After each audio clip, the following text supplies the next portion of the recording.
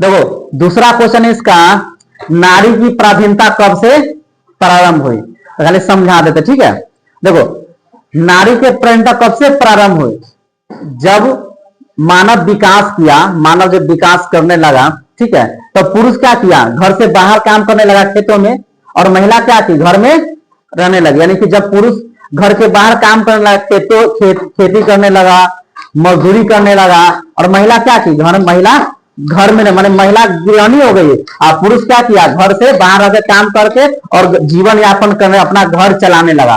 तो उसी वक्त से महिला पराधीन हो गई, मतलब महिला जो पराधीनता शुरू हो गई, मतलब महिला न तो पराधीन हो गई, मतलब गुलाम हो गई।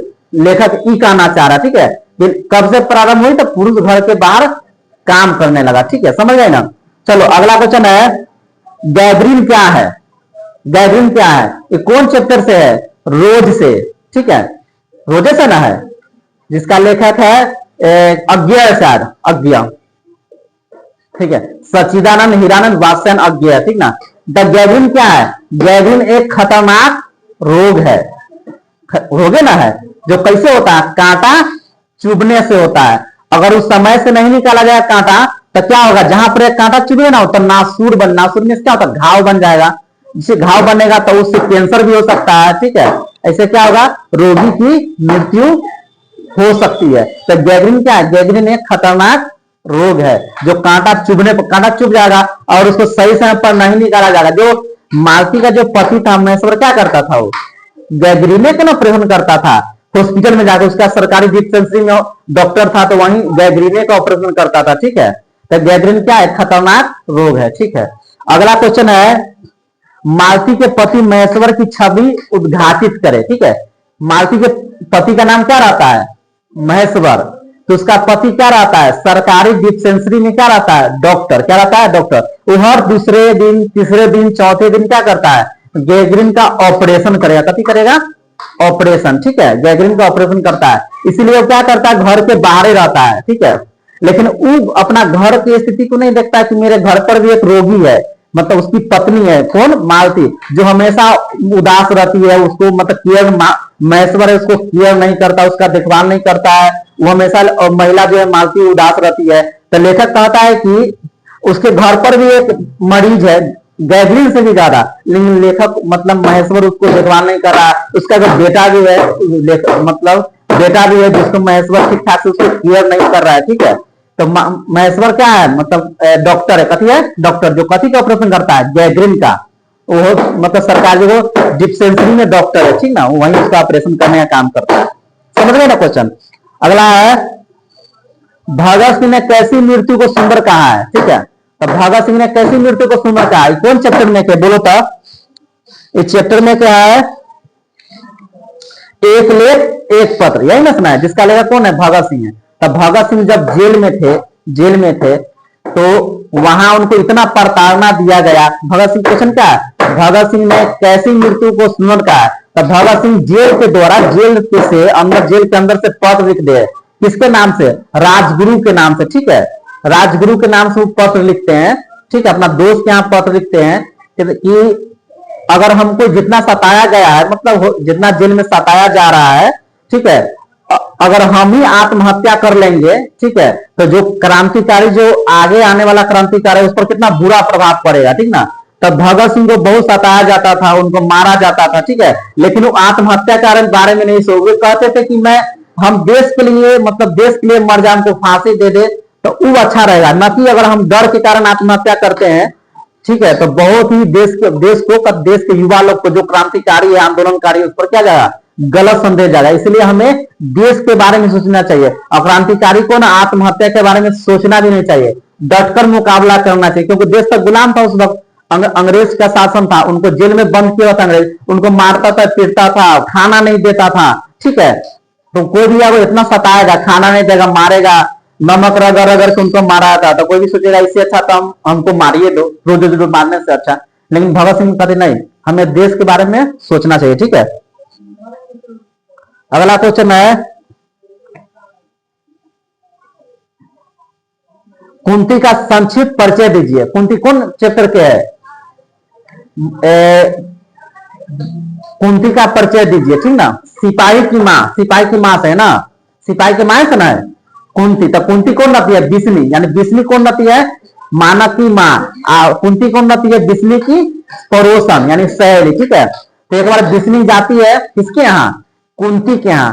तो कुंती ना पूछती है उससे, क्या उसका एक बेटी भी रहता है बिस्नी का, मुन्नी। तो पूछती है कुंती, क्या तुम अपने बेटी के लिए घर वर देखा कि नहीं? मतलब घर वर मतलब उसके लिए शादी करने के लिए लड़का देखा कि नहीं?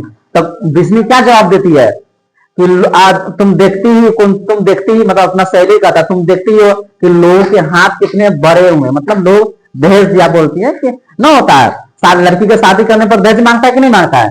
तो कहता है कि तुम देखती हो कि लोगों के हाथ कितने बड़े हुए, ठीक ना। मानक जो इकलौता पुत्र रहता है किसका? बिस्नी के, वो अपना इकलौता पुत्र को बर्मा में युद्ध करने के लिए भेजता है, ठीक है। कि मानक जब कमा उमा के आएगा तब वो घर अपना बहन की शादी करेगा और घर की स्थिति सुधरेगा। तो कुंती कौन रहती है? बिस्नी की पड़ोसन, ठीक है। तो कुंती ने सवाल करती है कि क्या तुमने बेटी के लिए घर वर देखा कि नहीं? तब बिस्नी जवाब देती है, तो क्या रहती है? पड़ोसन रहती है, ठीक ना। अगला क्वेश्चन है, डायरी का लिखा जाना क्यों मुश्किल है? देखो डायरी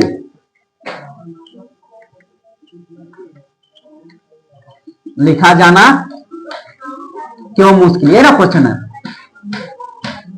ठीक है। देखो इसका लेखक है मलयज, क्या है? शायद मलयज है ना। देखो तो इसमें लेखक कहते हैं कि डायरी क्या होता है? डायरी मतलब डायरी जो लिखता है लोग, तो डायरी में प्रतिदिन की घटनाओं का, उसमें मतलब हम डायरी लिखना शुरू करेंगे तो उसमें जो मेरे साथ दिन भर घटेगा वही ना लिखेंगे। आज मेरे साथ क्या हुआ, हम आज क्या किए, अच्छा काम किए कि खराब काम किए, ठीक ना। तो डायरी का लिखा जाना क्यों मुश्किल है? कि डायरी वही व्यक्ति लिख सकता है जो जीवन में ना नियमित हो, मतलब कुछ रेगुलर हो, ठीक है। जो जीवन में संयमित हो, मतलब संयम यूज में होना चाहिए और नियमित भी होना चाहिए, और उसके साथ ही उसमें ना भावना होना चाहिए डायरी लिखने का कि हम डायरी लिख रहे हैं। आलसी व्यक्ति जो आलसी कर रहा है, जो समय के महत्व को नहीं पहचान रहा, वो व्यक्ति कभी डायरी अब सोचेगा कि दूर आज छोड़ो हम कल लिखेंगे तो कभी लिखाएगा। तो आलसी व्यक्ति जो कोरी व्यक्ति होगा, जो मतलब किसी समय के महत्व को नहीं जाने, वो व्यक्ति कभी डायरी नहीं लिख सकता। और डायरी वही व्यक्ति लिखता है जो सच्चा हो, मतलब कि जो उसमें अपने आप की बुराई करना पड़ सकता है। अगर हम कोई गलत काम किए तो वो भी लिखना होगा डायरी में। ये नहीं कि हम सिर्फ अच्छा बात लिखे, अपना जीवन में जो कुछ गलत काम किए वो नहीं लिखे। तो डायरी लिखना बहुत ही टफ काम है। इसे मलयज कहते हैं डायरी लिखना बहुत मुश्किल है, क्योंकि डायरी वही लिखता है जो जीवन में क्या हो, नियमित हो, संयमित हो, ठीक है। फिर अगर बातचीत के संबंध में बेन जॉनसन और एडिसन के क्या विचार है, ठीक ना। तब देखो बेन जॉनसन और एडिसन के क्या विचार है। तो देखो एगो है बेन जॉनसन, कथी है? Ben Jonson. एगो है कथी? एडिसन। क्या है? एडिसन, ठीक ना। तो बेन जॉनसन क्या कहता है? इसे क्या कहता है बातचीत के संबंध में ना। तो इसका जो बेन जॉनसन कहते हैं कि बातचीत के दौरान मनुष्य का ना साक्षात्कार होता, मतलब उसका ना दोष गुण प्रकट होता, मतलब उसमें क्या क्वालिटी है, उसमें क्या अच्छाई है, उसमें क्या विशेषता है, किससे मालूम चलेगा? बातचीत से।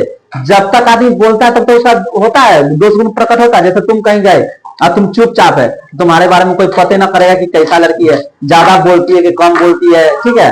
इसका विशेषता क्या, उसमें क्या अवगुण है, क्या गुण है।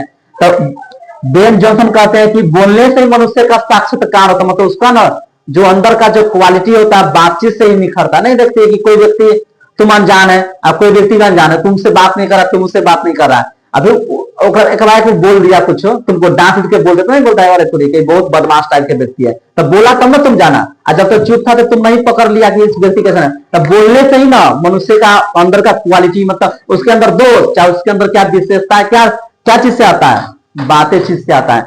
एडिसन क्या कहता है इसमें? एडिसन, एक लेखक एडिसन क्या कहता है कि बातचीत दो ही व्यक्ति के बीच में हो सकता है, दो व्यक्ति के बीच में। तीसरा आदमी आएगा तब बातचीत की धारा बदल जाएगा। मात्र दो, असल बातचीत ना दुइये व्यक्ति के बीच में होगा। उदाहरण लो, जब तुम दो दोस्त है अच्छा खासा, तब तुम अपना पर्सनल बात कर रही है, ठीक ना, तब बात हो रहा है, लेकिन तीसरा आदमी आ जाएगा वहां पर, तीसरा आदमी आ जाएगा, तुम ना बातचीत बंद कर देगी, दूसरा बात शुरू कर देगी। क्या कि तुम सोचेगी कि नहीं, तुम मन में सोचे कहीं हम मेरा बात जाना जाए, हम दोनों का बात जाना जाए, इसलिए वो बात छोड़ के और दूसरा बात जैसे करने लगेगी, बात मतलब पलट देगी। तो होता बातचीत ना दो ही व्यक्ति बीच में हो सकता है, तीसरा व्यक्ति आता था, बातचीत की धारा बदल जाता। समझ गए ना? कौन कहा है? एडिसन बोला कि बातचीत दो ही के व्यक्ति के बीच। समझ गए ना? ठीक है, उदाहरण में देखते हैं कि तुम अपना पर्सनल बात करो या कोई आता था, फिर अगर 4 आदमी आ जाएगा ना, बातचीत होवे नहीं करेगा, तो वहां वक्तव्य होगा, जैसे बात होगा। ठीक है, 4 आदमी बात में वक्तव्य होता है, 2 आदमी बात जो होता है असल बातचीत। ठीक ना? ओकरा बाद कौन क्वेश्चन है कि अगर हमें वाक्य शक्ति न होती तो क्या होता? उसी चैप्टर के वाक्य शक्ति के ही है। ठीक ना? उसी चैप्टर का क्वेश्चन है। तो कहता है लेखक इसमें कि बातचीत के द्वारा, मतलब अगर इस बातचीत क्या है? ईश्वर का दिया हुआ क्या उपहार है? क्या है? उपहार, अनुपम उपहार। कि बातचीत अगर न होती तो संसार क्या होता? गूंगी होती। क्या होता है? गूंगी। कोई किसी की भावना भी नहीं समझता, उसके अंदर क्या चल रहा है, मेरे बारे में क्या सोच रहा है, उसके अंदर क्या क्वालिटी विशेषता, कुछ पता नहीं चलता। इसलिए बातचीत ना सबसे बड़ा मनुष्य का हथियार। बातचीत के द्वारा मनुष्य ना दूसरा व्यक्ति को आकर्षित भी कर सकता है। बातचीत के द्वारा देखता ना, कोई नेता भाषण दे रहा, बातचीत करने कला है, तो लाखों आदमी के भीड़ है, और ऐसा बात बोलता, झूठ बोले सच बोले से मतलब नहीं है, लेकिन लोग उसके बात पर ना विश्वास कर लेता है कि चलो ये बोल रहा है तो करेगा। ठीक ना? यही होता है वाक्य शक्ति। अगर ना होता तो मनुष्य कुछ काम ही नहीं कर पाता। ठीक है, पहला क्वेश्चन है पद से। देखो पद से, ठीक है ना? करा कृष्ण खाते समय क्या क्या करते हैं? तो ये पद के लेखक कौन है? सूरदास। कौन है?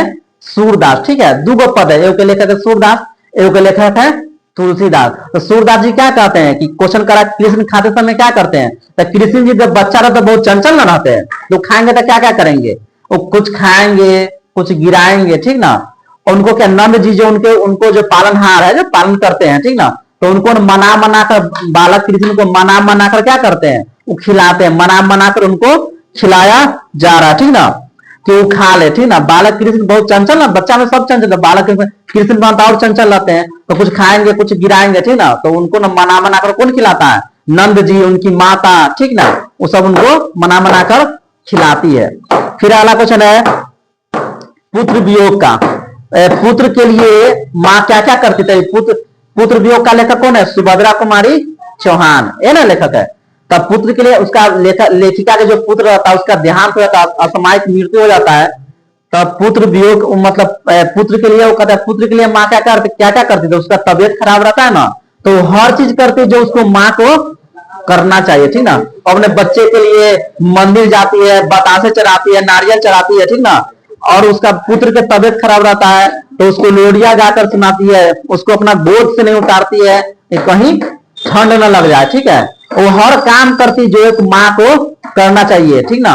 उसको ना बहुत केयर करती है, फिर भी उसके पुत्र का क्या होता है?